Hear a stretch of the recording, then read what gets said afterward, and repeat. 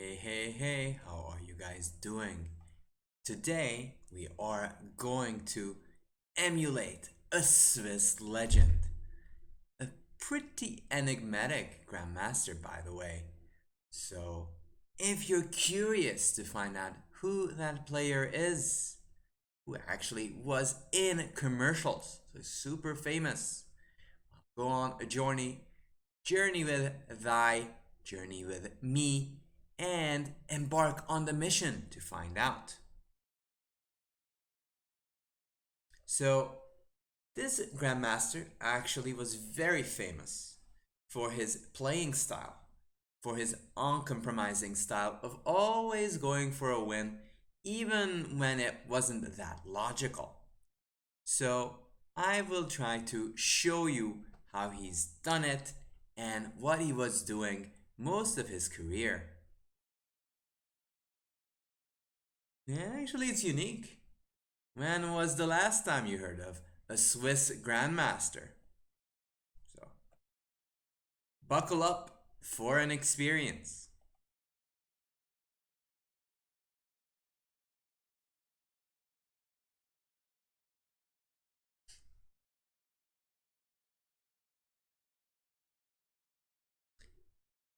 So, he's actually very famous for playing the English, one of the first Grandmasters playing in this style.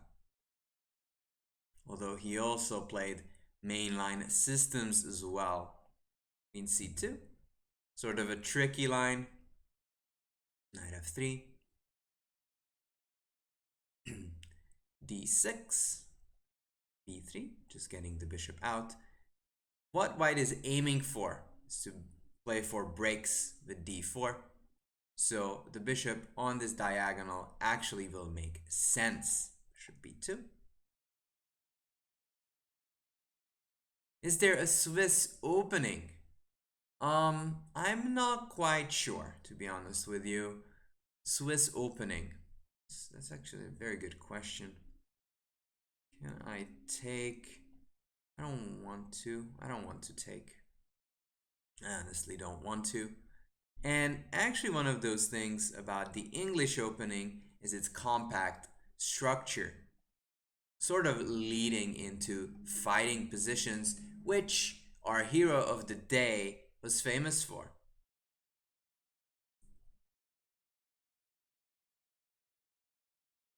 Bishop h6, I'll take that.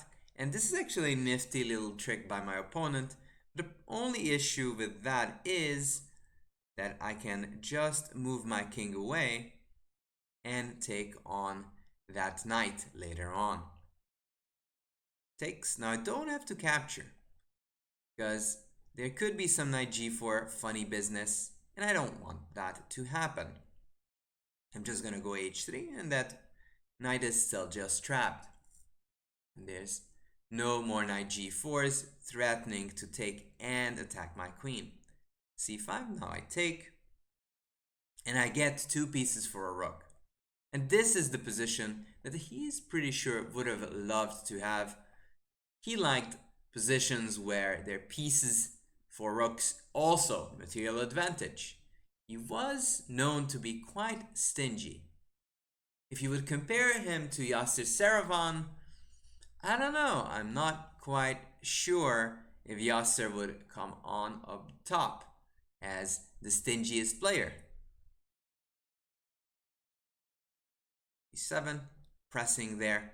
So even though I have two pieces for the rook, which is great news, I still yet to develop these guys, and if I don't do it, that'll lead into problems. e4, I'm going to capture. Now, the rook is worth so much that it is just more important for me to capture than to develop. Let's give a check on d5. King e6. Okay, let's give another check.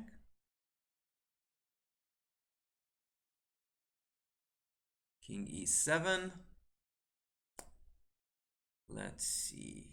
Can I go here? King g7. There. Okay, king e3. Now I'm being a little bit adventurous, but the king is surprisingly safe in this position. All right, I could check there, take, or just take. Let's check. All right, check. Then I can take on f7, take and get the bishop over there. Look at that. That was kind of a rare opposition. It's actually the first time I've seen it in a middle game.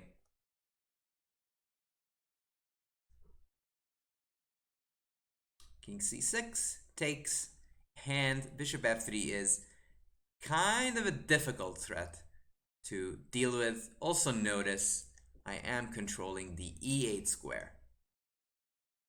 There, check.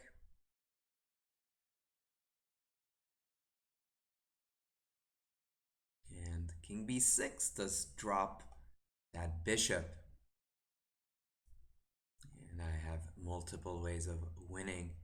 And again, I have to say, this is the opposition I don't know if I was waiting for, but kind of was surprised to see.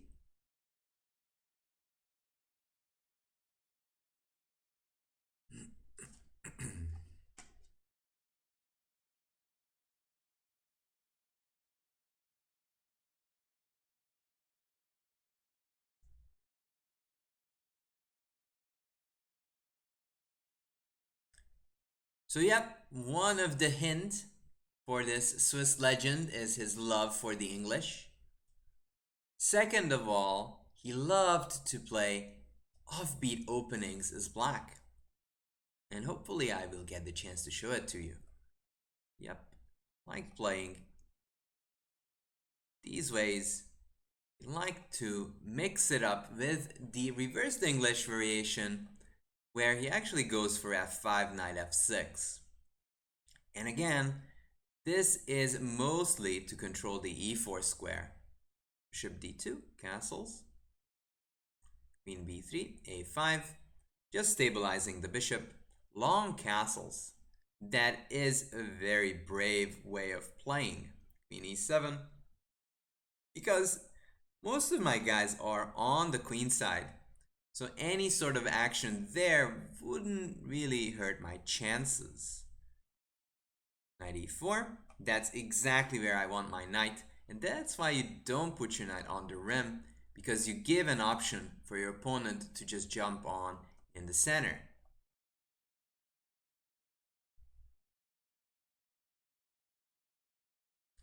Rook f1.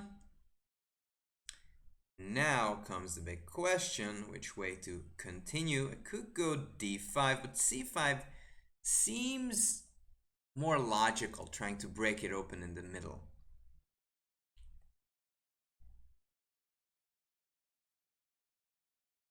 Yeah, my opponent is quite brave, castling long. Could take here, take bc.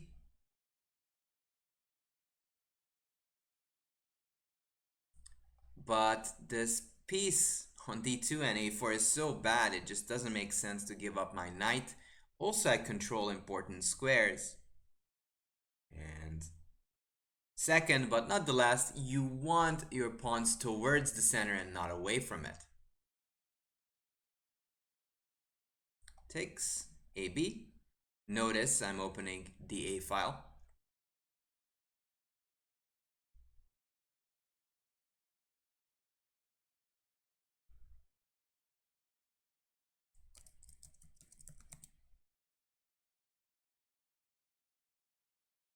Hey J-Rod, how are you?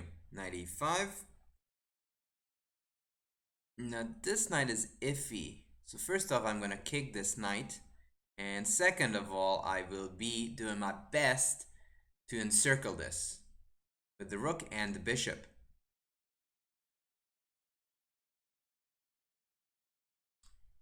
So let me give some more hints about this Swiss legend.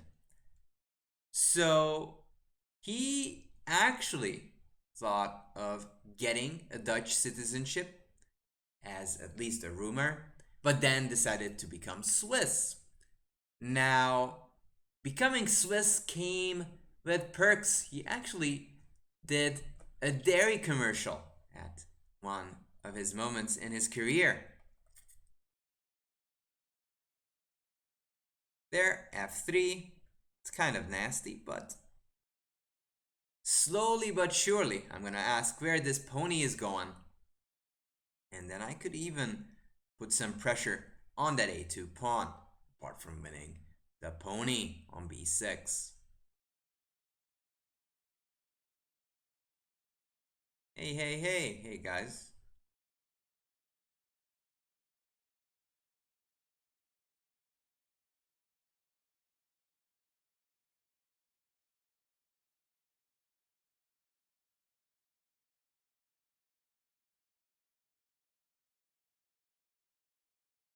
So that's the big plan. I'm planning to get the queen over there.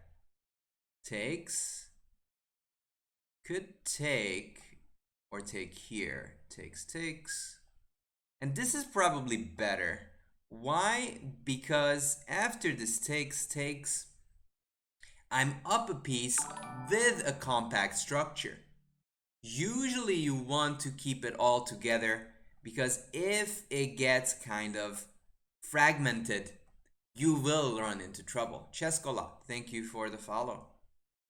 There, now I can go knight a6, get the rook in and double up on the b file.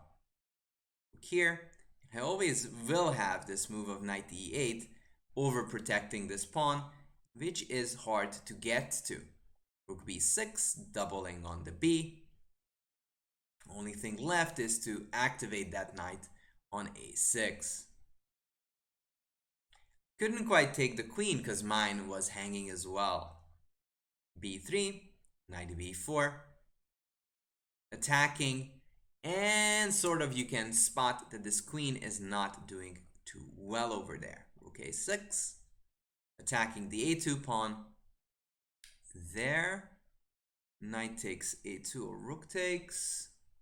It's the big question. Rook takes. And that's getting very annoying. Note that even though there's more defenders, that would mean giving up the queen. So that's a problem. Queen b1. Could go there. And probably will do. Just need to come closer with my pieces. And mate is very much abound. Yep, they took the pawn, but queen takes b2 will be mate. And that's why you short castle, because it doesn't lead to this double-edged type of position. Whenever there's opposite side of castling, you either win resoundingly or you can lose quite badly. b2, and it's checkmate. By the way, if you guys are new, do check us out on YouTube. We have some fabulous lectures over there that you might want to check out on the King's Indian and such. Okay, knight f3, knight c3, d4. In fact, why this Swiss legend loved playing the English is because of the Maroczy structures, making sure that black is quite passive.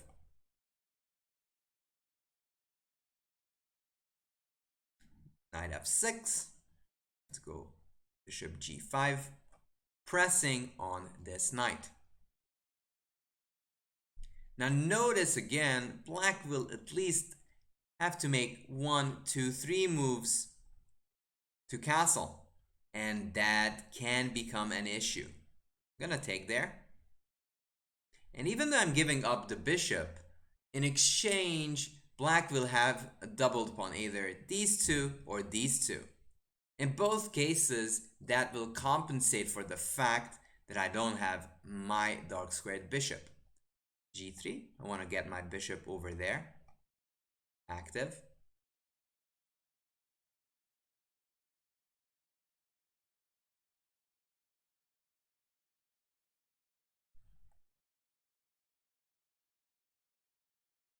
Queen c8. knight d5. Notice that I'm trying to mobilize my pieces because my opponent is yet to castle. So if you see your opponent's king is in the middle and nothing happens ever, then you should keep in mind that it's time to try to punish that. Bishop takes d5, and now that is a very, very nice bishop supported by this charger pawn on c4. Queen c5, don't want to exchange queens because this king is still a little bit iffy in the middle. I could have taken, but I felt queen e4 is more ambitious.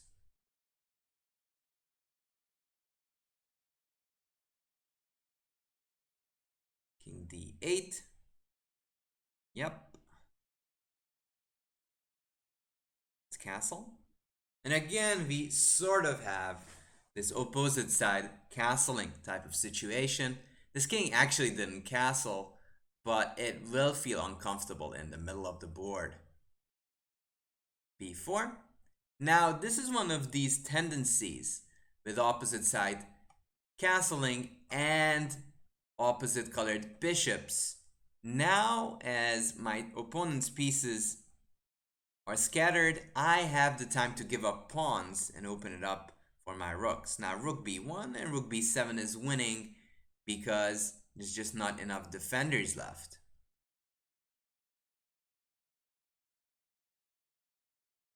King there. Bishop c6. Or here. Bishop c6 is better because it cuts off that.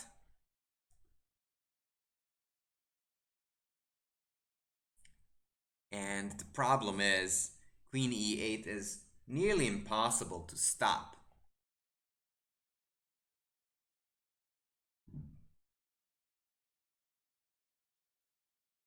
And notice it doesn't even matter if you're up some material if your king is in the middle and there's no connection between those two rooks. That's why it's important to develop with all of your pieces.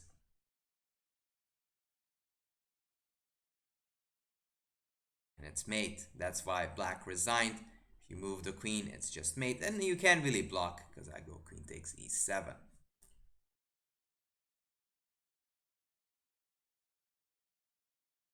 Tenish is not just the best teacher, he's also a beautiful human.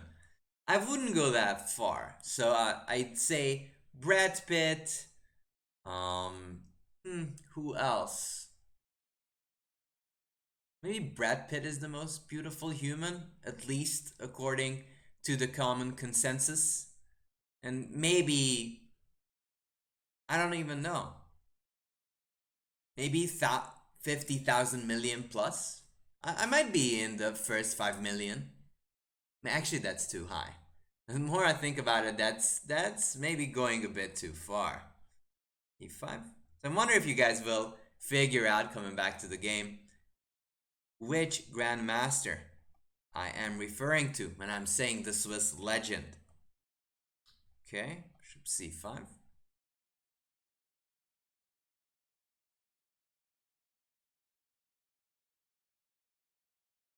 There, let's go bishop b6. Notice I am trying to put as much pressure on my opponent's position as possible. dc, endgame, it's not the end of the world. There, king e7. Just moving away from danger. h6, asking where this bishop is going. g5, knight h5. Trying to get rid of that bishop, and then I'll have the bishop pair, which is a first start. Traveler saying, hello, I think I know who the legend is. I even found the commercial. You did? I'm glad. Okay, let's want to take that bishop for sure. For sure I want to take it. And I think I'm just going to develop. Now the reason why I'm better is the bishop pair plus weaknesses on the queen side. Talking about pawn structures. This is not an ideal pawn structure, but it's hard to get to. However, when we talk about terrible pawn structures, these are high up on the list. The question is, should I go this way and attack them, or should I fix those weaknesses? Takes, go here. For some weird reason, I think that's pretty good. Especially because I block off some of those important squares. And I took because my rooks need open files. If I don't get an open file, I'm in trouble.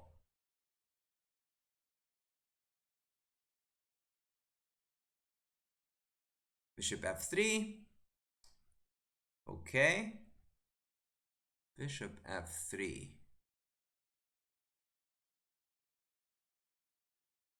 I'm just gonna double now.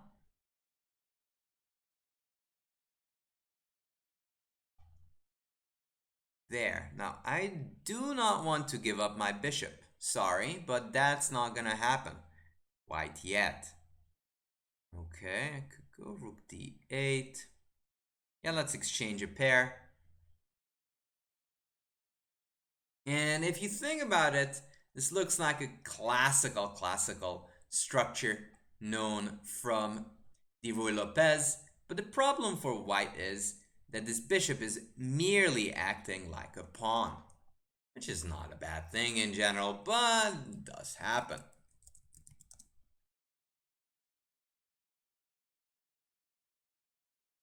Knight back, that's a good news. Happy to see that. Okay, I'm gonna bring my king first, because the king is especially strong and you need him whenever it boils down to an endgame. Notice this king is just much superior to its counterpart, which is kind of still chilling on b1. So just want my king up to e5, and then with an extra guy helping me out in the attack, I think my chances will be quite good. Let's take. I'm gonna go rook g2. My tractor is on the second rank. That is a good head start. Also notice that this king will be cut off from action. Okay, I could go here or go there. Just take. Yeah, let's just take the pawn. It is a free pawn, so I'm not picky. Gonna pick it up. And that's exactly what our favorite Swiss GM would do. He would snatch up the pawn and say, "What you gonna do about it? What you gonna do about it?" Probably not the exact same words because he would say it in Russian. f3. That knight is good, but a pawn is a pawn.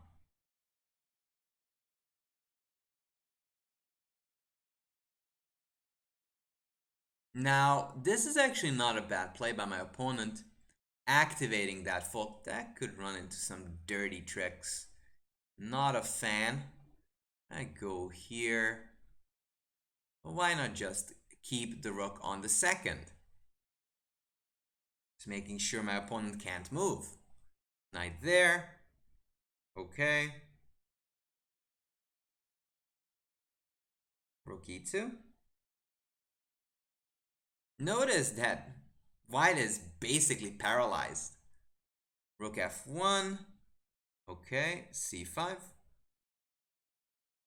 Can't really make a move. Knight e5. That is something I did not consider. Bishop f2 maybe? Or here. 2. I'm just trying to close off this threat.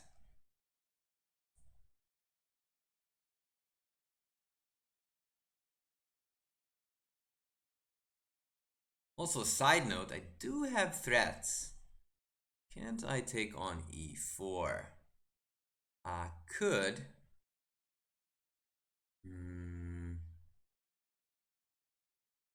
Yeah, let's just take this rook e4, and if takes, I take here.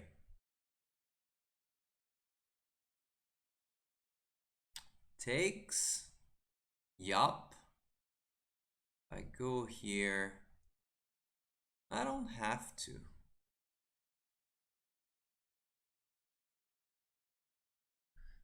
There, takes, knight h6, not ideal. Okay, let's take. There, king e7, I want to go rook e5, pick up the pawn. There, okay, king f6, bringing the king over. There, e6, king f5. We're marching forward, but now I have rook f4, blocking off all these ideas. There, king e6. Okay. a5. I've got an extra pawn, so I'm going to use it on this side of the board. Check here. Okay, rook f5. b5. I'm running with the pawns.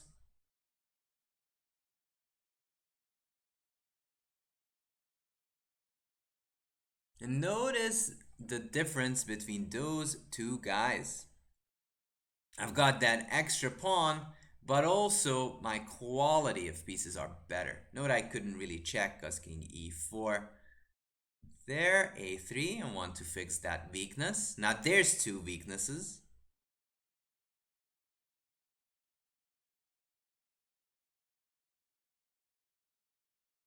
There, check. Now I bring the king up. King f5. There, king e4. There, rook e3. Okay, can take, go here. Yeah, that's fine. And I'm just gonna pick up that pawn. Check. There, I'll take this one. I'll go here, and this pawn is promoting. A2 and queens. Nice.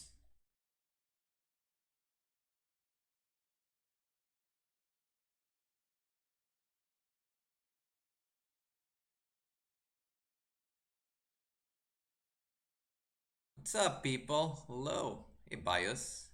Hey, Tucker, Tommy. Yeah, so this is kind of the end game you need. Also, we'll do some more good old-fashioned way of playing. I'm a boss? I wouldn't say so. All right, e5. f4.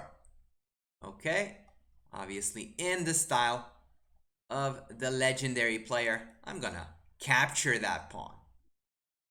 Okay, d6. I go g5. Get that bishop out.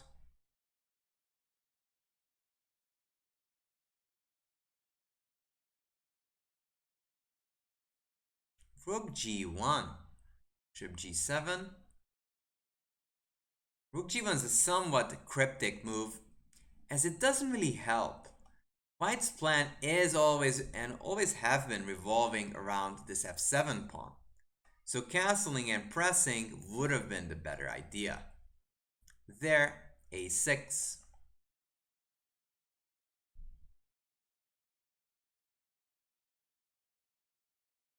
There, queen e2. Develop. And that's the other thing, you always want to get your pieces out. There, in fact, I am inclined to go for the attack myself. My opponent's pieces are a little bit scattered. There, queen b8, just supporting the b pawn, and now I can go a5. Notice now I have two defenders, two attackers. That's a good deal for the attacker. And that's a monster bishop, sort of an honorary dragon bishop that you'd love to see. Now, mistakes do crop up in everyone's game, so don't feel too self-conscious about it. It does happen. Queen b6, just making some developing moves. I can still castle both ways, by the way, which is the positive in this situation. And note, because of that bishop, there's no e5, which would be troublesome. Bishop c3. That's a little annoying. Not the end of the world, but it is a little annoying. There. Just gonna activate the queen. Note if takes, so just take back. Not worried about that. And I'm also pressing on that bishop with both the queen and bishop. Right there. DE.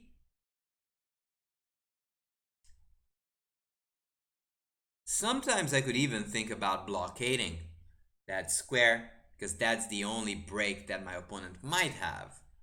But I'm not sure that'll be the end of the world or if it will be anything special. I'm just gonna go a4, b4.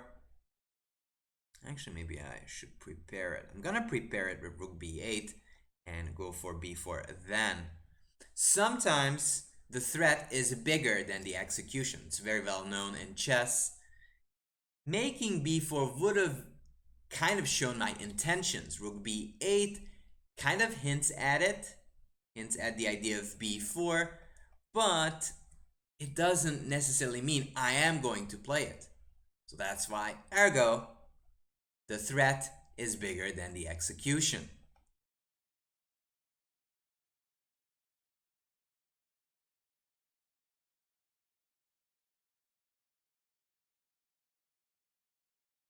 And now white is kind of a danger because it's very hard to come up with a plan. Alright, b4. I did want to play b4, but I made sure it was prepared so I don't have to expect anything terrible to happen.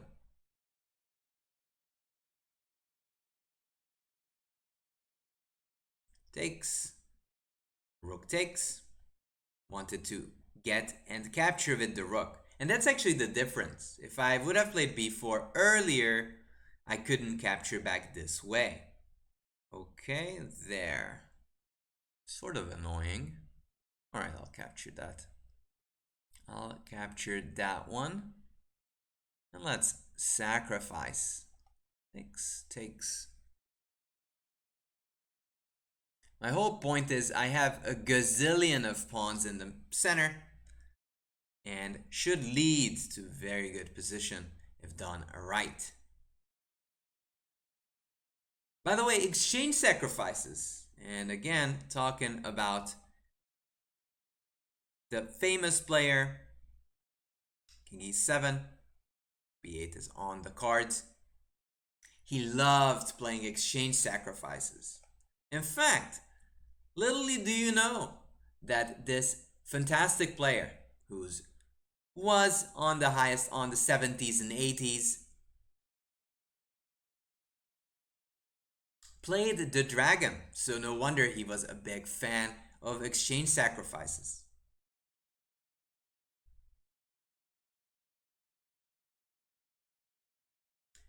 King there, knight c3 doesn't do much yet. Alright, let's just bring the king. There. Now it's better to have than have not. So if I exchange, it's probably not a bad deal still, but having a rook supporting the e-pawn is much more important than getting rid of a pair of rooks, because in that case I will have not.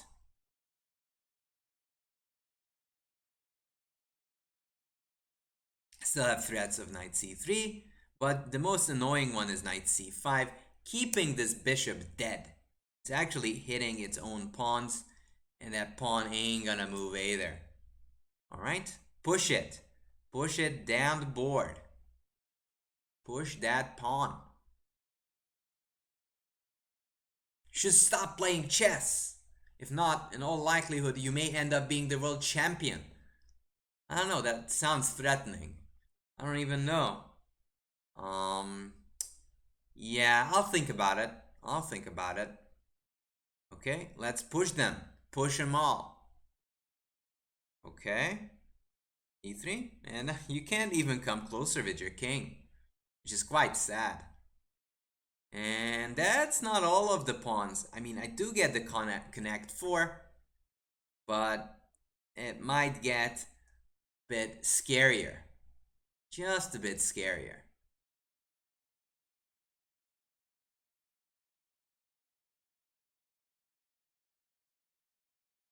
Indeed. And by the way, another little hint if you want to know who this Swiss Grandmaster was. He actually worked with Yasser. So if you see any resemblance of trying to take pawns and pieces, then you're in for luck. In fact, that's the reason. He was working with Yasser. But I don't know who was influencing whom, so that's kind of the tricky part.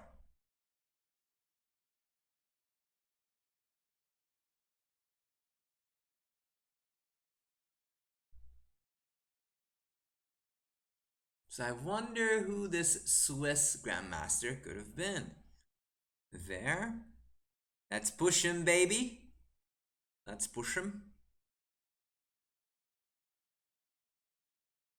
And we are going to get all of our guys over there. Rook e3, and now I'm gonna go knight e4. Kind of shouldering that king. Swiss GM has to be Federer. Close, close, very close. But does Federer have a dairy commercial with him? Did he ever do a dairy commercial? Check. Yeah, that is a sad bishop. Yep.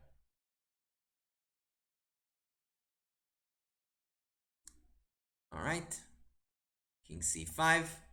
Making sure that bishop never ever in this planet will ever move. Wawrinka. Close, close, close.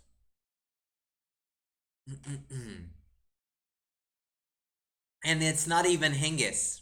It's not even Hingis. F3. And look at that connect 3. Quite beautiful. F2 is coming. And it is very much GG Yo territory. Yep. And it is A coming. You actually saw my brother play.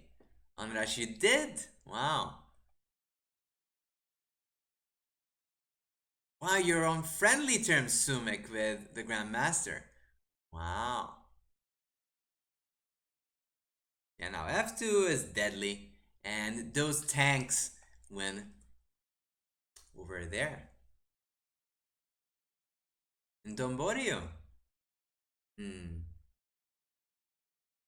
There, F2.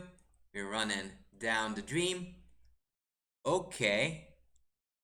Okay, well, I have an extra pawn. I can take there anytime I'd like. But I've got reinforcements, people. Got reinforcements. There, F3.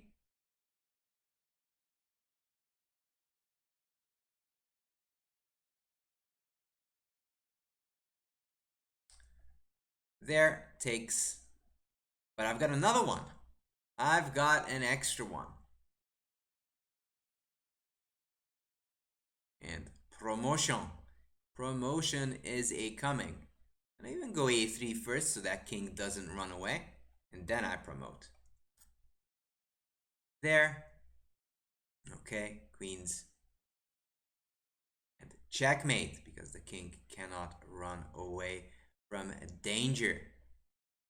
So that's why sometimes you want to have that exchange sacrifices. It eases up the defenses. Your opponent's king gets a little bit weaker and there'll be more targets, even though you'll be behind in material just a little bit.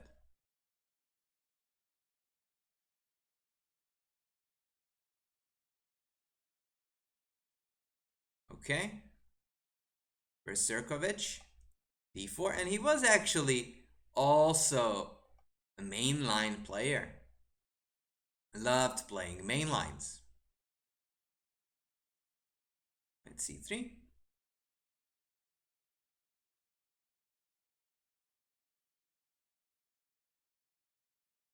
Pressing on that pawn, e3. And he used to play Marans.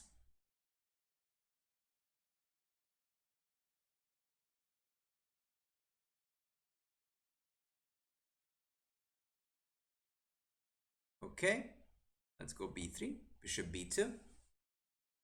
So this is a slow moving way of playing this position. Okay, bishop b2, castles. And it's fairly fascinating. It leads to strategic play. Now, DC I don't think is too great, so I can capture back and I will have a good pawn structure. Queen c2, guarding that square. I'm gonna even go rook d1, eyeing those pieces. Okay. Yeah, let's just take with the pawn. You want the center. This is considered very much good for white because you exert more pressure in the center than black does. It ain't Gallagher. No, Andras, it ain't Gallagher. Remember, he worked with Yasser Seirawan. Maybe you didn't hear that part. b6. And there's this typical move of knight g5, pressing on h7 and also preparing moves such as bishop f3.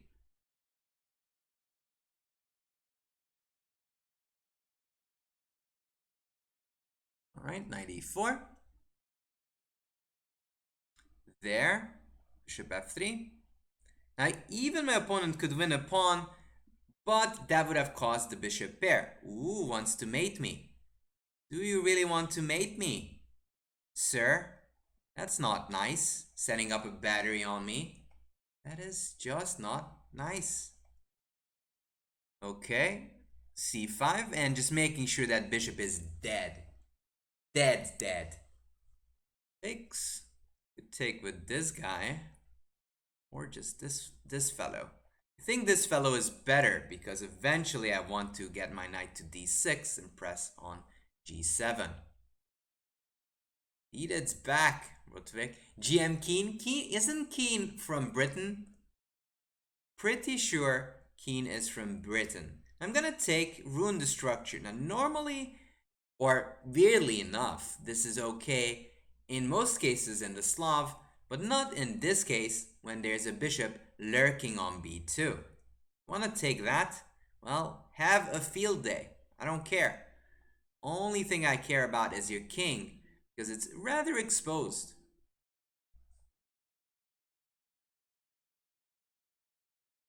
Well,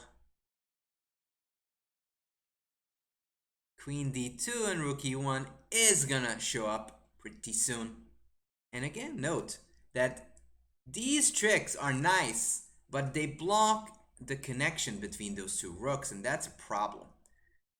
Okay, there, rook e1, just put it on the file.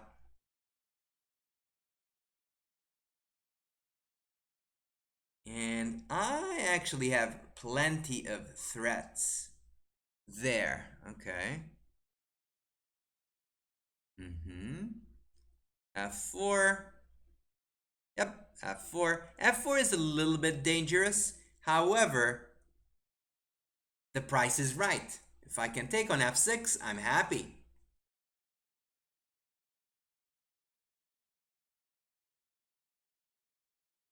Queen d3. Trying to exchange those ladies. Well, I don't know. Fine, we can exchange those ladies, but only on my terms. Still want this knight to leave, and then I will look around.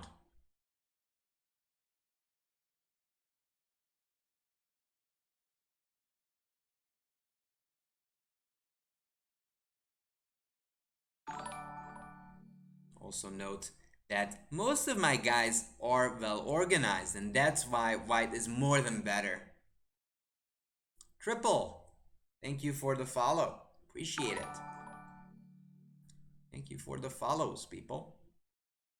Knight g4, Basfi, queen f3. And the thing is the following. I have pressure there. And this knight is loose. Once that knight has to leave the premises, it all collapses.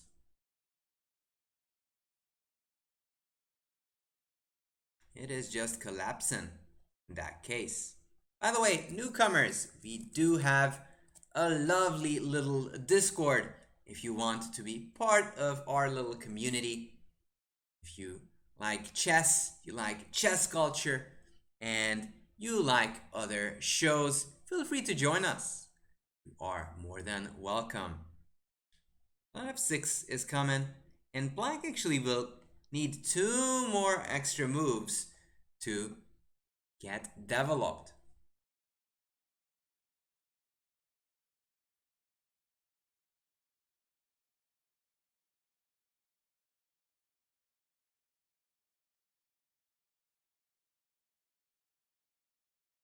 There, okay, I could even take, but why do magic when simple chess can work?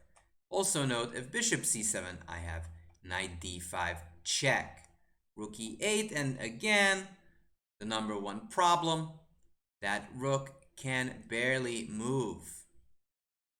There, check. It ain't no mate. Let's go rook e7, just making sure that bishop can't move. And those guys are sad. It's just eyeing a wall of pawns. Can't move.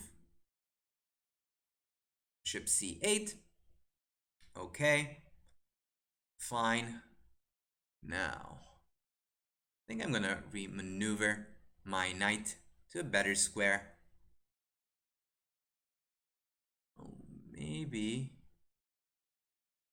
Actually, I should just go back and take this guy.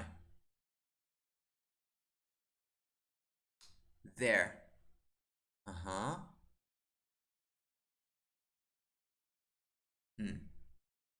Knight d7.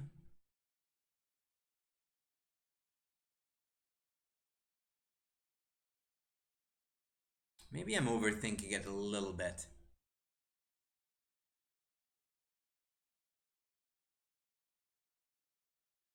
Knight d7, and that should be working. Bishop b7.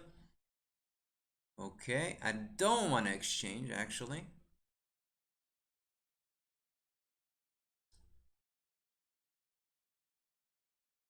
I just want to press here.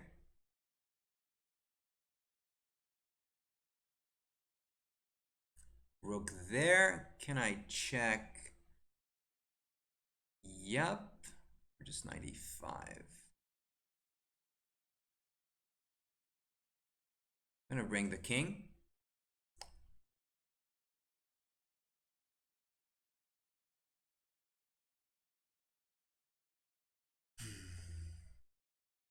Now this is still very good for me, yet I still have to be careful.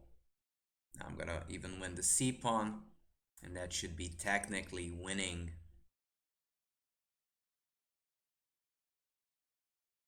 Because I will be up plenty of pawns. There, okay, I'll take that pawn. Thank you. There, bishop e5.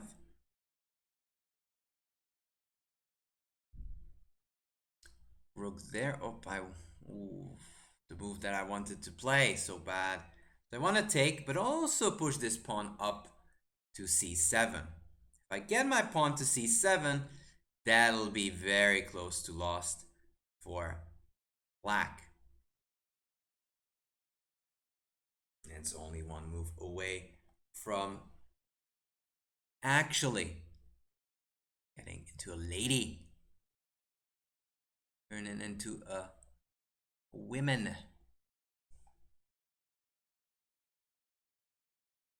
Yeah, it should be working. Thank you, Rudvik, for letting Negotiator know. So now the problem for black is twofold. One of them, this pawn is far advanced, only a square away from advancing. There's no way you can really undermine that guy. Also, this king is kind of iffy. Not to talk about the fact that the a pawn is weak.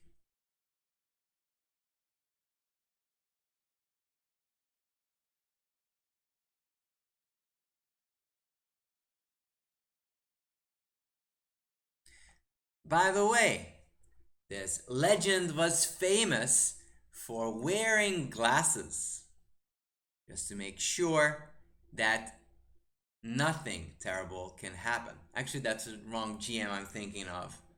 That is actually a different GM.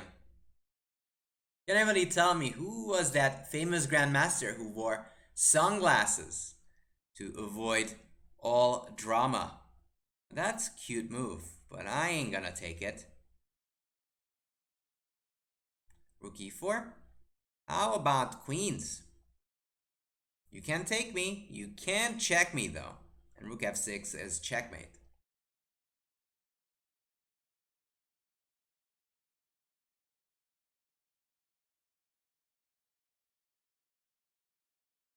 Sweet, sweet, sweet, sweet.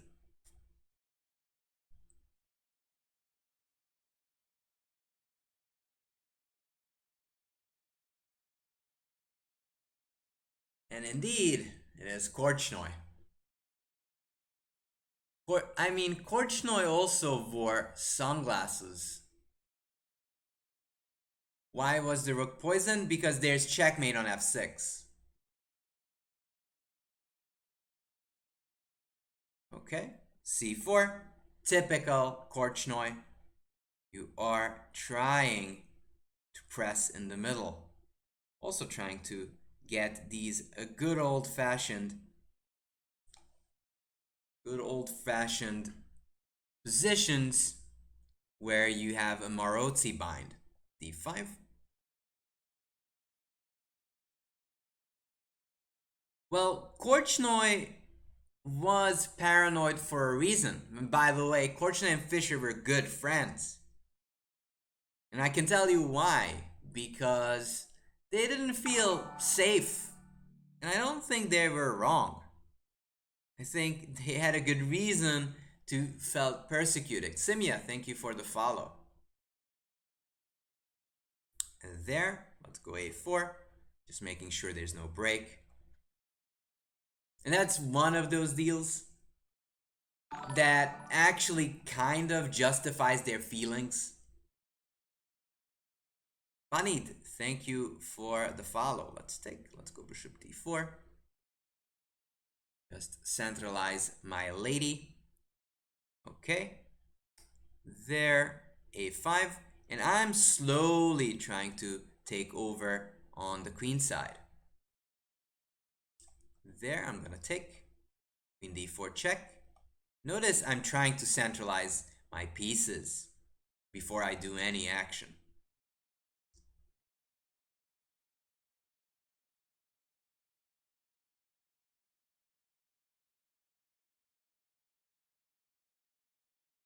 Persecuted, so Korchnoi had to move away and he became a Swiss player, if you did not know. And that's how he was playing against Karpov. So he was actually kicked out of the Soviet team.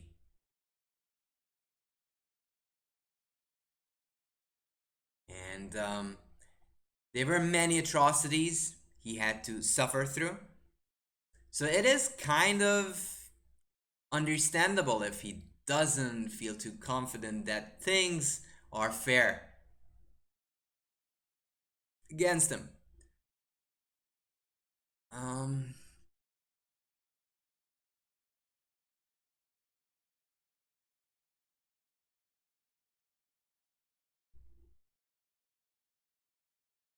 could go c5. I want to go queen f4. I want to go queen f4, just pressing on that queen.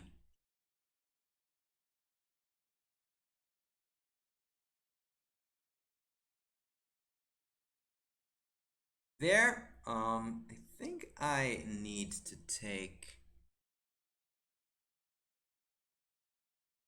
I can takes, and there's c5, and that's kind of the whole point. The queen on c7 is the target. There's no dc because queen takes c7. Also, I created a new target on a6, apart from this, and defending the b4 pawn. No, I tried to play my best chess. I have no reason to really fear nor really glorify anyone's chess. So I'm not a big, I don't really mind nor care whom I'm playing. Let's take that pawn. And eventually I might just start rushing with the c pawn. Note, there's no dc because I have queen takes c7 still. And I was merely quoting Korchnoi's feelings, and mind you, that was in the 60s, 70s. And those were different times. Those are not my personal values. c6.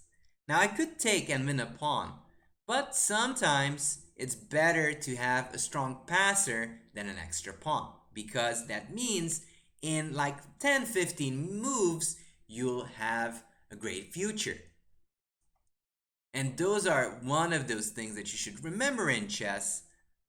You might want to kind of prepare for the future. Takes, that's kind of tricky. It's kind of like it. Queen takes d6. Have to be careful. But once I play b5, white will be just dominating. Also c7 is a threat.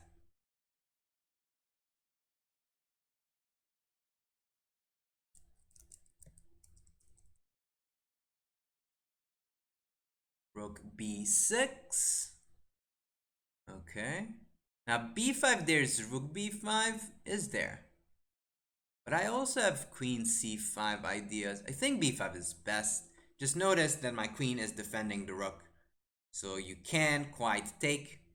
And once I start rushing, this bishop, even though badly placed, so let's make sure you guys realize that bishop ain't a happy one. However, there, that ain't a happy bishop. However, it does support a pawn push down to c8. Stony, thank you for following. Queen c7, that's a good move. Rook d1, get the file. Probably I should get this other guy on the d file so I can combine threats of promoting and going for checkmates on g7. Note that the bishop on g7 is missing, which is a problem. Abbas, thank you for the follow. Morning, Renato.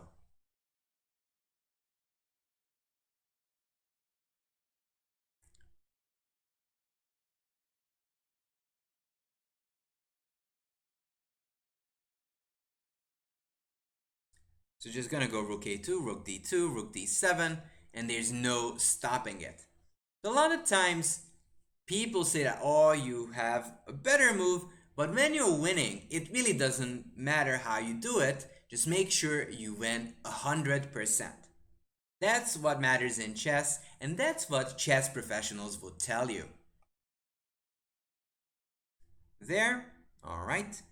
I'm gonna go here, just double. e5 didn't really do anything. Kind of blocked off that square, but that's all. Now I have all of my guys ready to pounce.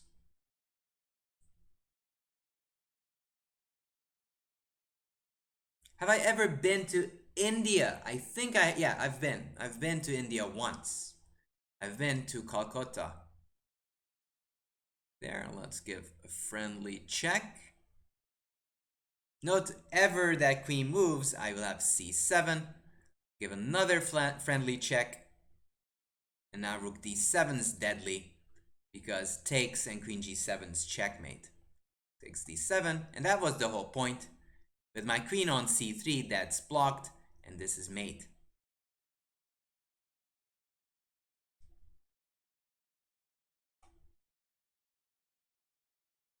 Takes, okay.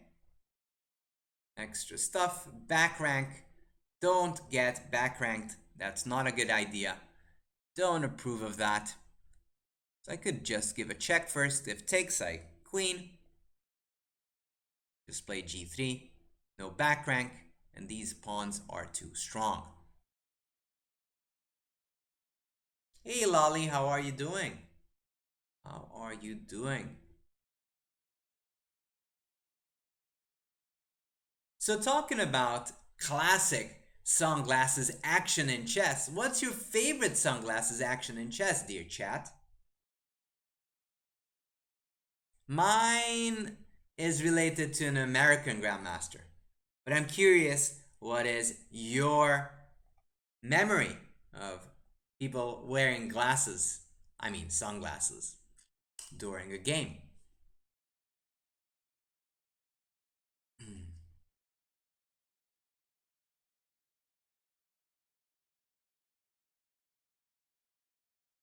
All right, e4. And he actually was famous, that is Viktor Korchnoi, to play the dragon time to time. Now, as we might know, decisively, he had some issues against Karpov. It's actually inaccurate the way my opponent is playing, because knight g4 now is possible. White had to play f3 earlier.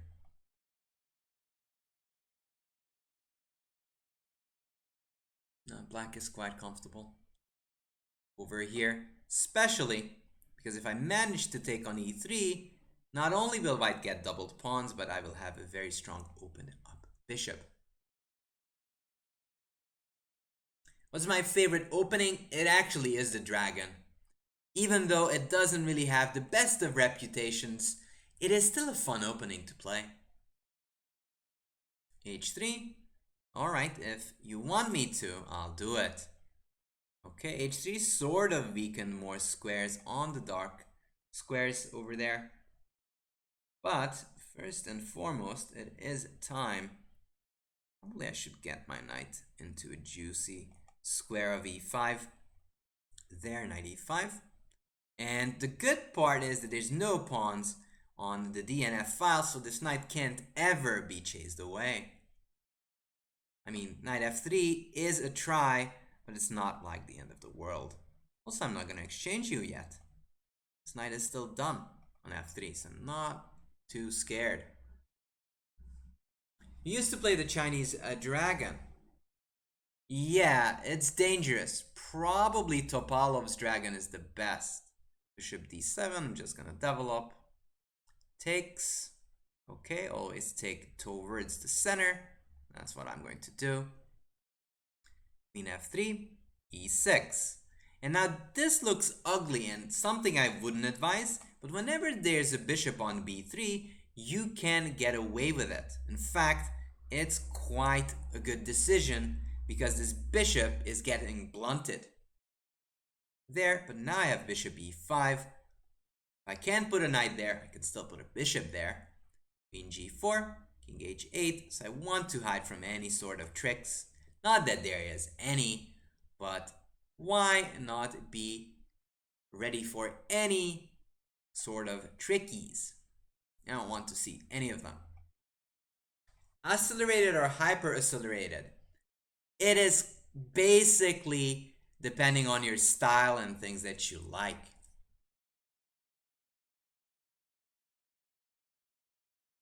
if you like to avoid some of the Marozis, you might want to play hyper accelerated. But if you're okay with it, then you can just go to the classical knight c6 ones. There. So this bishop is terrible. I am going to activate it, post it on c6, where it will be quite valuable. Rook there. Okay. Bishop c6. Now it's valuable, and it's kind of eyeing the king. Notice that these little moves actually improve my situation. Lolly, you suggested taking, but taking ain't no good. Whenever you have a dragon bishop, you don't, not for a life of you, would want to give it away. Now, I could go f5.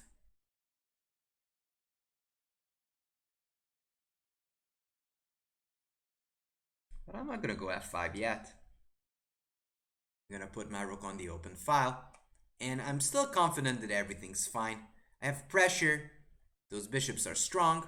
I might even pinpoint that this b2 pawn is iffy. What is the fastest way to improve in Rapid from 2000 to 2300? So it takes effort. You've got to analyze your games, or you've got to, or need to find someone to analyze your games. It's very important. Without that, it's very hard to get to a higher level. Okay, knight f4 is tricky. Got to realize if there's tricks that work. There, takes, here, takes, no mate, takes, bishop e4. I didn't need to do this, but I'm quite confident that at the end of the day, I just have enough defenders on the king side. And if I can pick a pawn, I'll pick a pawn, and that's actually very much Korchnoi style.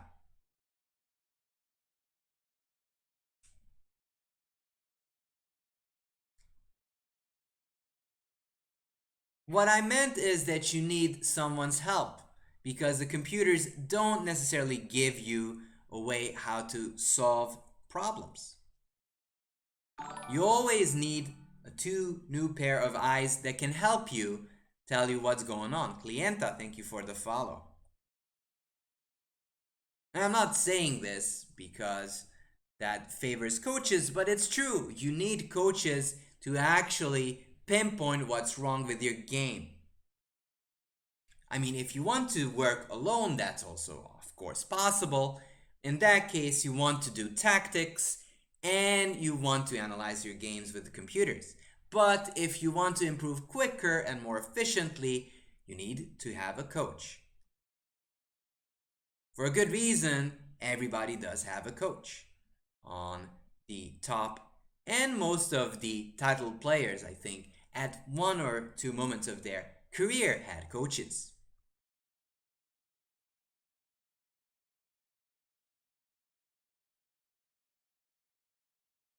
And my whole point is, if knight e6, I have bishop f5, hitting the queen and closing off threats. Now knight e6, fe, my bishop would be hanging, that's the point. But the bishop f5 intermezzo sort of kills off white's play, because if takes, the queen would be under pressure. h4, not really too scared of that. But nevertheless, I'm going to stabilize my bishop and close in this guy. h5. Okay. I go f5. I can.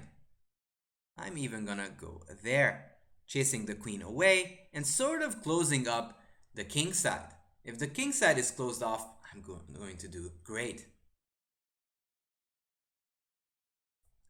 g5. Obviously, I've worked with Hungarian coaches, so you might not know them.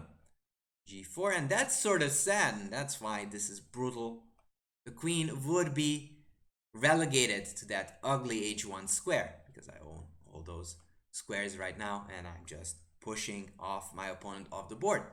And that's what it takes. If you can keep your dark squared bishop, oftentimes the attack works in your favor, or the defense.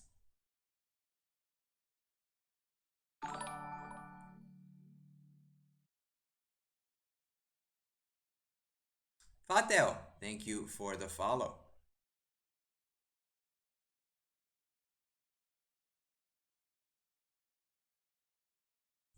And to be honest with you, I really don't have like a favorite coach, but some of the coaches in the 70s and 80s must have been brilliant because the players were brilliant. Like Tal's coach, Koblenz, I think, is probably brilliant. Just a brilliant person and a player.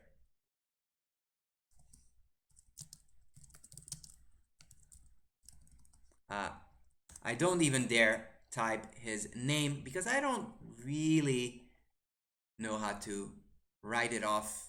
Like it's Cyrillic, so I don't know how it's done there. There, d4.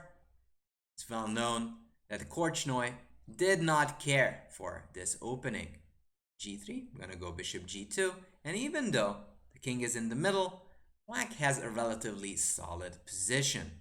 Bishop g2, that will be a target, knight f3, gonna undermine that folk, b3, there, bishop b2, always eyeing that guy. There, castles. Rook e8. I'm gonna ask where this bishop is going. Stanislav, thank you for the follow.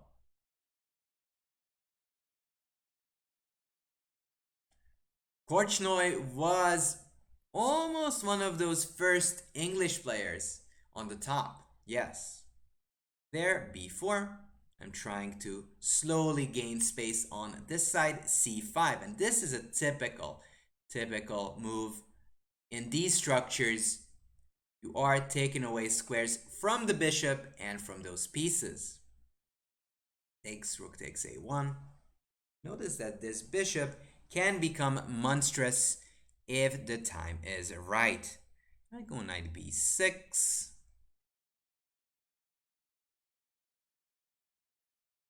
Or knight d6.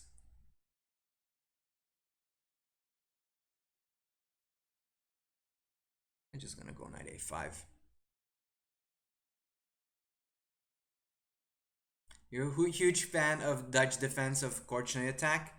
Yeah, I mean, he loved playing all these dodgy openings because he wanted to win at all costs. Who would blame him for that? Okay, let's go here.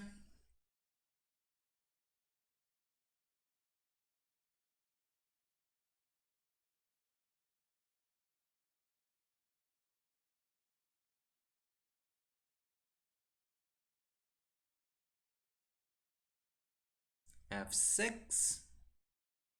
Rook d1, eyeing that knight. And I do want to get in there as soon as I can. That runs into this nice little trick. King takes, then there's rook d7. Probably I could even play knight b7 earlier. And now I not only have an extra pawn, but better pieces. There. Okay, knight a5. So when you get the advantage, you just want to solidify the situation. So I'm just solidifying so far. Knight b8. Let's bring the king. It's an endgame. Okay. King f3. There. Oh, I completely blanked this one. Which is a shame though. There. Knight c4. I completely blanked. Completely blanked this one. Okay, can I go rook a1? Not really. Knight b6.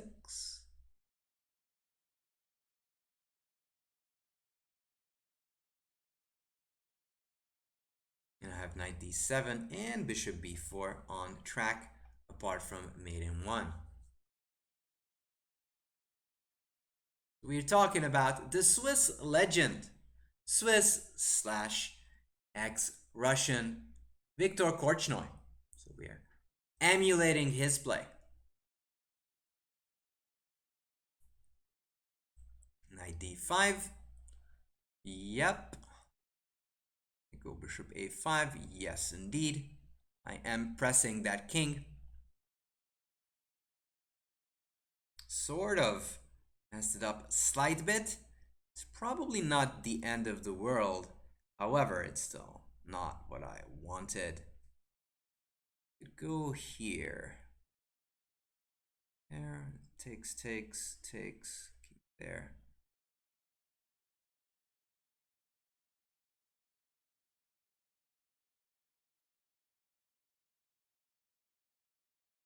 Just e4. I can take and then I can infiltrate. Forgot about the c4 move for a bit, which is a shame. Because once I take and invade, not only can my king walk in, basically, into my opponent's camp, black will be totally paralyzed.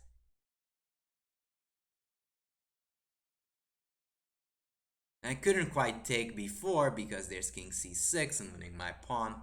That's why I'm playing e4.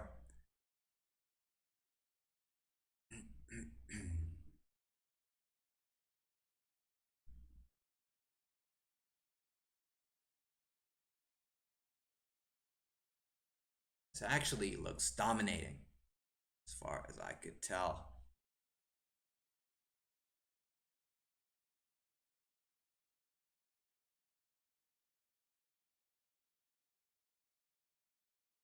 I take with the bishop, invade. You can't really go king c8 because I'll check first and then go back. And that's just good for me. And again, that's kind of the problem whenever you have these type of bishops. They're just way too passive. Check then goes there. I don't quite like that. Knight d7.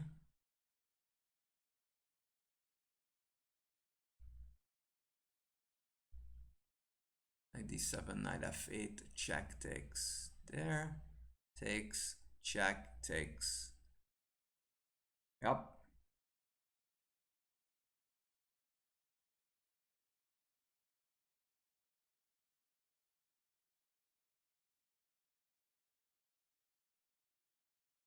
Yep. There, takes and check. There.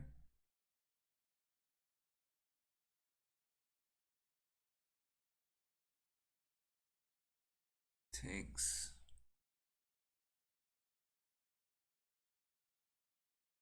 Alright, takes. Now rook d7 is quite strong. Yeah, that is a problem. Can I go here, there, or just here? Nah, just let's go for the endgame. This endgame should be winning this pawn. And even though that there's a c pawn, my h pawn should be quite fast. Check. There, h4. There, h5. There, check. Okay, bring the king up. h6. Check. Oh my god, I'm giving up the pawn. What am I doing? What am I doing? Yeah, 5. There. Oh god. Yeah, I might be messing it up. There, king g7. Wanna push. Want to push it. And it doesn't matter if they check. It doesn't matter. There. Takes. Takes. Take.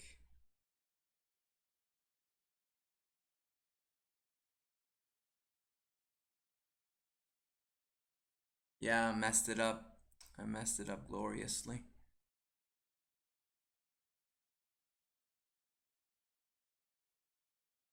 Yep, messed it up. It's a shame, it's a shame. It's a shame.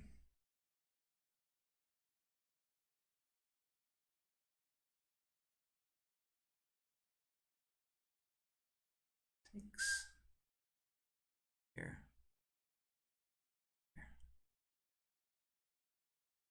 Here. That was a big mistake. You had to go king e2, now I have king g3. King g3, and then actually it is black who's losing. King f4. King f5. f6. There. You ain't coming in. Just go on. Just taking that. Just walking up.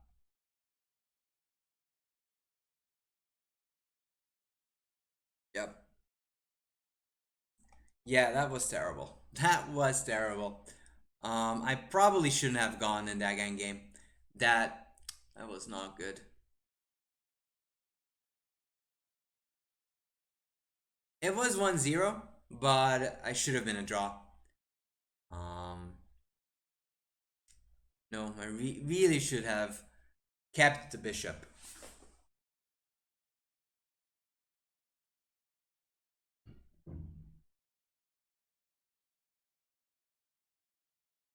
There, let's go.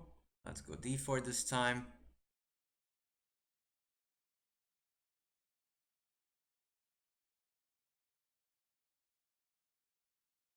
c4. Obviously, he is actually a big mainline player.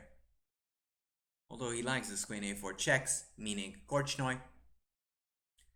So going to emulate that. Bishop f4. There, g3. There, knight d2. Queen b3, and this is a typical plan. In fact, was played by him some time ago against Bakro. There, go knight d2. I don't have to go back with my pieces. Takes. I can take with the pawn. Why not take with the knight? I'm gonna take with the pawn because there'll be some pressure. Knight a5 ideas will be in the air.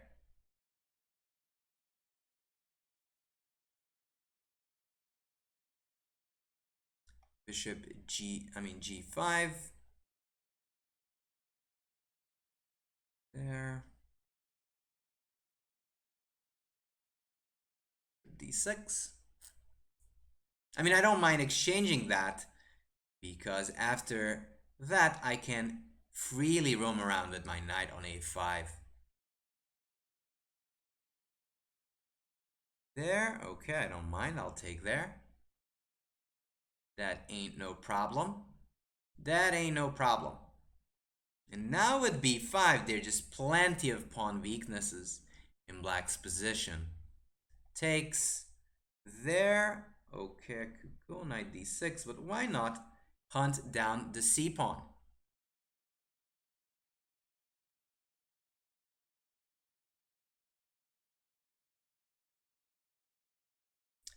There, okay.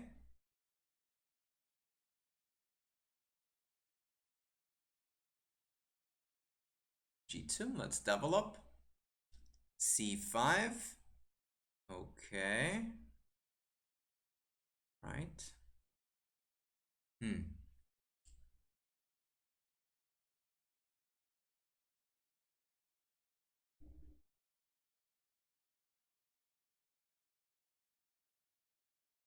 Let's take that pawn. Ooh, I'm not sure if that was fantastic. Not sure if that was fantastic. Gonna go knight c6. It's time to castle. Definitely is time to castle. Not that I did, and that I should have.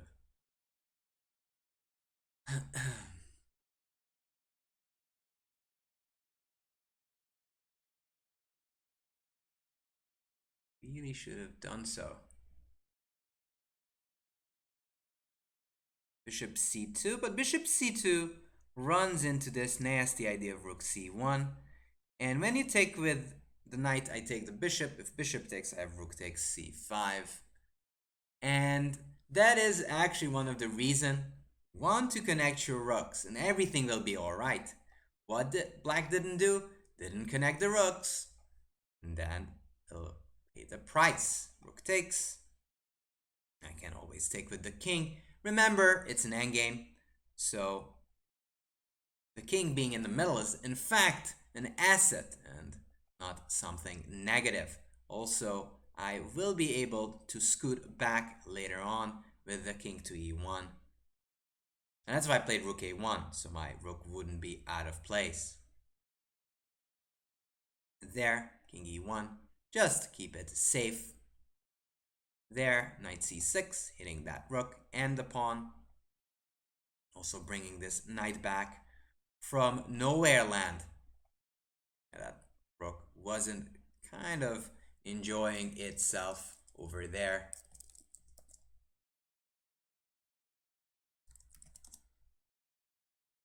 There, knight d3, that pawn is defended, and I can start rushing that guy down the board. Okay, I'm not giving you the pawn, that's mine. That's mine for the time being, getting my rook on the 7th, enjoying pressure right there. Okay, rook b6. All right, knight e5, pressing on the f7 pawn, getting that knight, which is a good deal.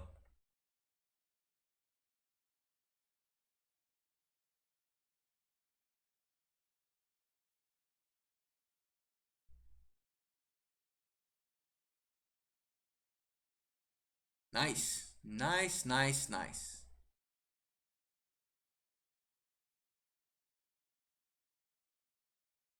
So, very interesting stuff going on. You know, misevaluating positions is normal, Enigma. Even the toughest and the best misevaluate. That's just the way it goes. It's just what happens, really.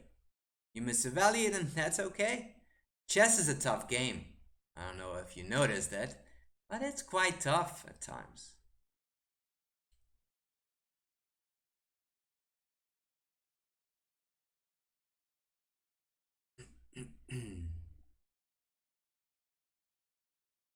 No, I mean, it's difficult.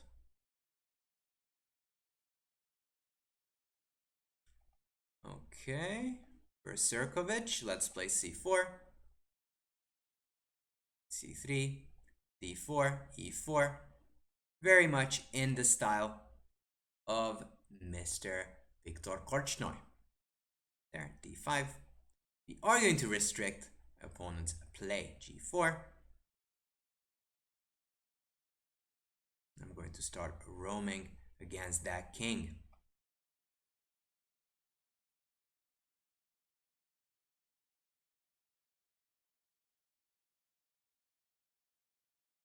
d4, h4, h5.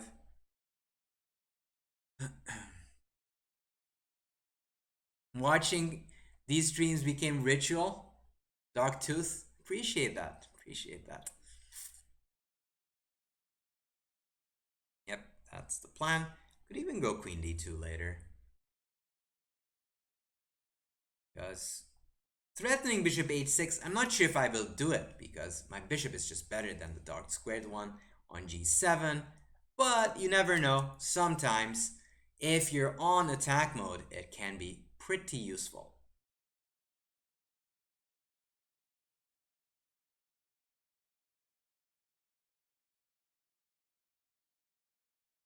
Knight a6. Let's start rolling. Let's start rolling with those pieces. That's, again, what I'm intending to do. Okay, bishop f3. Sort of a weird way of playing, but it works. It works. It holds the position together, and h5 is on tap.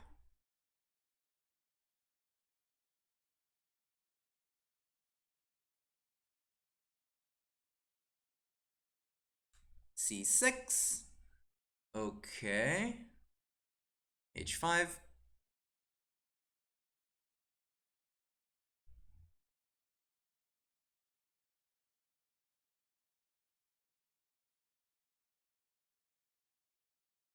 cd. C. I'm gonna go cd. Just keeping it compact. Bishop d7. All right.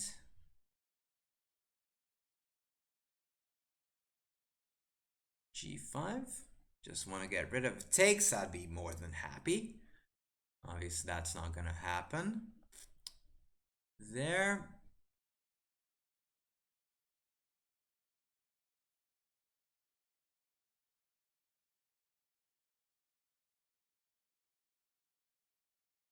All right, let's just develop. I want to get my knight to g3. Actually, that's... Well, it's not the end of the world. It's not the best, though. It's fine, though. It's fine. I am giving some free space for my opponent on the queen side, on this side of the board. But it shouldn't be that bad, honestly, because of my advantage on the other side of the board.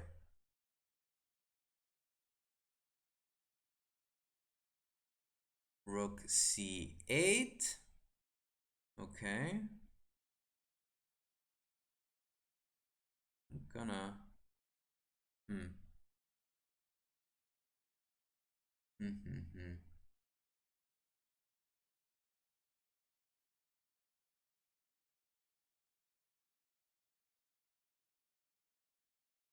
Just gonna go back bishop g2.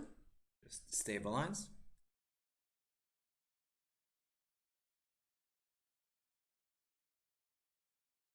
f6. Okay, I'll take, of course.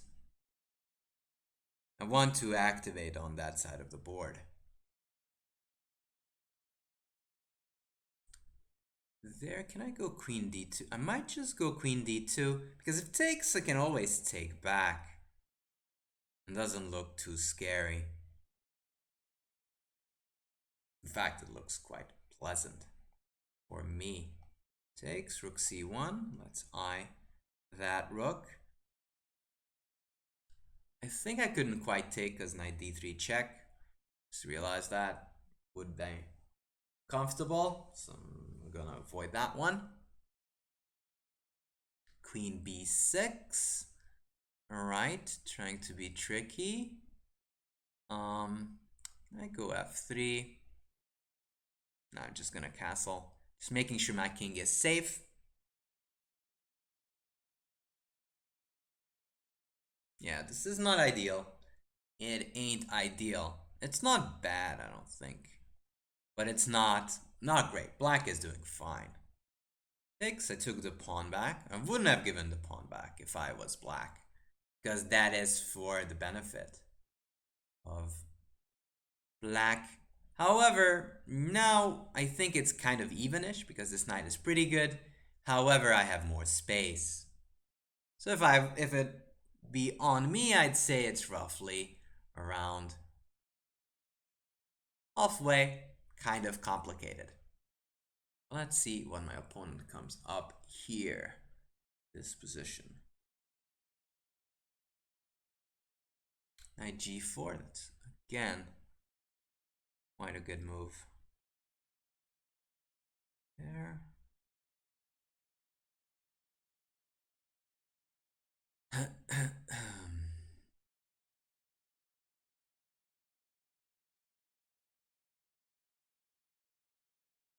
Have to go back.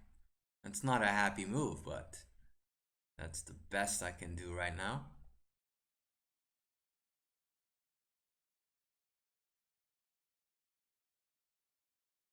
Takes, queen takes, opposing the queen.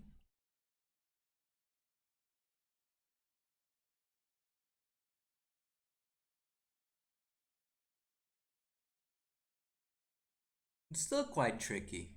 Still quite tricky. Isn't it too dangerous? It's not that bad because I have plenty of pieces around. I'm gonna blast open with f4, looking for play on this side of the board. Now, because if you have pieces around, it's doable. It's actually okay. Bishop h6. What the heck?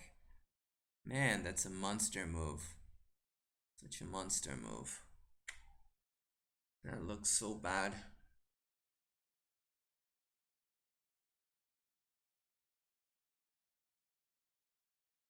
Okay, let's double.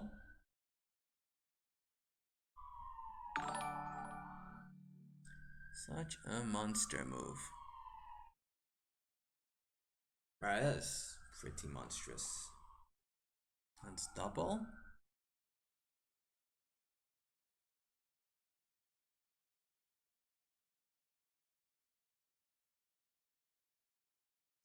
Queen h4. And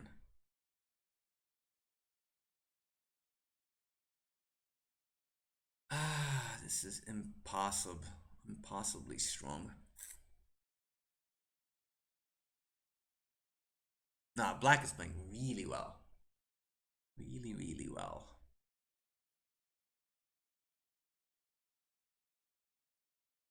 Takes. Takes.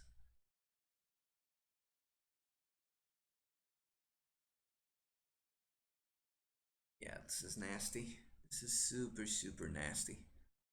Knight e2.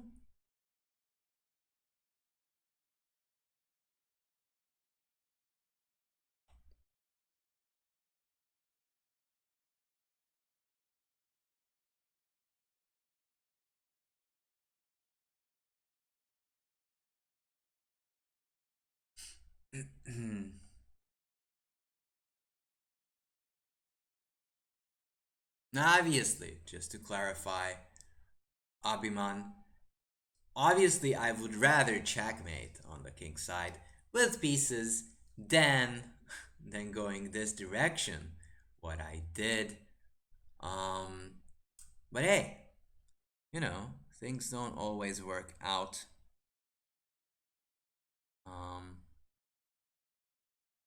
Here.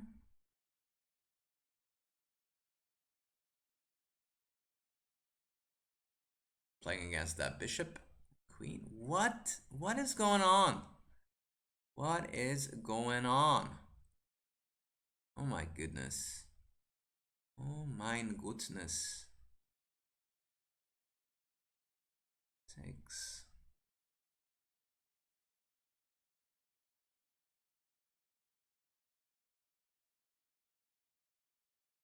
It's just down a piece.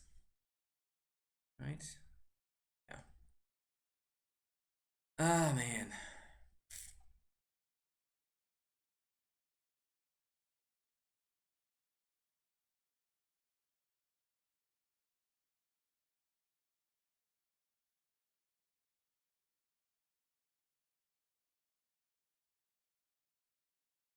So yeah, that was very well played by my opponent. I can't say anything.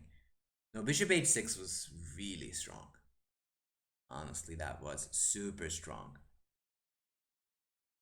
Okay. 5.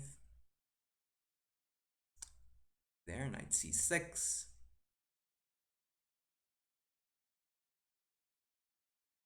Knight f6. Let's go aggro.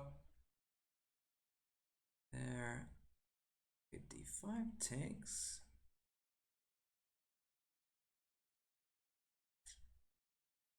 Should be 7. Bishop g4. I am going to play against my opponent's pieces. Even if I lose a pawn, I will get play if white plays g4 and plays g4. Okay. Okay, let's see how it is. Let's castle.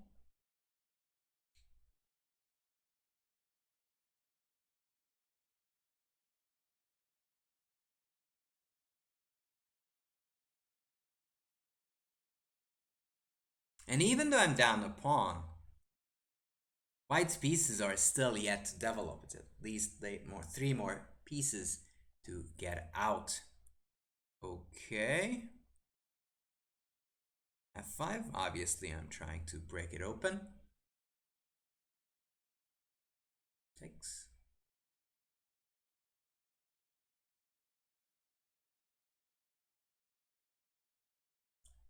There, Go king h8, so there's no funky business going on. And then I might go bishop d6 or bishop c5.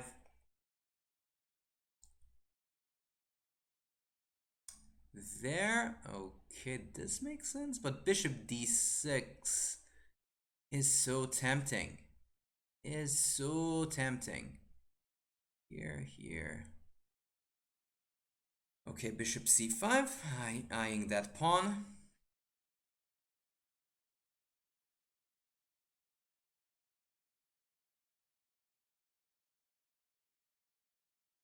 d4. I'm gonna take sooner or later. There, queen h4, hitting this pawn. And again, you can see white is 1.5 tempo short of defending the king. Not too short, but still a bit short.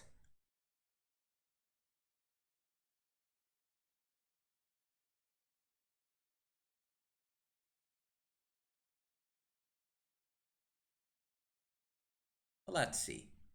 Let us see.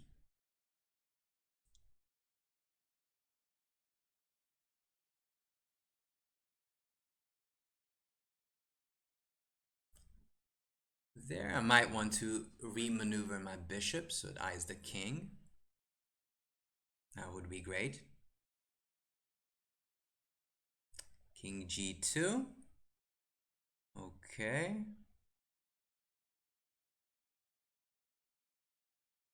Let's take. We'll have rook e8, the end, eyeing the queen. And that's kind of nasty because the queen was defending both the f2 pawn and the g4 pawn over there, which was pretty bad, and black won. So the reason my opponent resigned is the following, apart from what you see on the comp, that if you go queen f1, I take here, and then I just go here. Actually, I don't have to go there. I can just go rook f5 and go rook h5. Takes. This will be... Actually, this is quite cute. This is quite cute over here. Look at that. Look at those bishops. And rook h5 is unstoppable. Which is quite nice. And if takes, then rook h5 is mate. Which is something. So here already there is very good play for me, because white is just 2 moves behind in development. Here, and queen h4 is good. Again, something similar to what I said earlier on. You want to keep the tension. There was still some ways of defending, f4 or f3. I mean, I didn't even consider them. It's not an easy move to make. You don't want to push your f1 anyways. And here, after this, whoa, bishop e4. What is bishop e4? Bishop e4. That is out of this world. That is out of this world. This is crazy. That is a crazy move. Bishop e4. You can't take because I checkmate you. And de, then you activate this bishop, and now the same thing, but now you're overwhelmed by my guys. Wow, that's insane. That is insane. That's insane. Yay, we won! We won the tournament. Alright guys, I really hope you enjoyed this Swiss Legend special. Do hope you guys had a fun time. Now we are going to get a raid over to Mr. Hikaru Nakamura. I really hope you guys enjoyed what you've seen over here. And if you did, make sure you check us out on YouTube and you'll find plenty and plenty of material over there.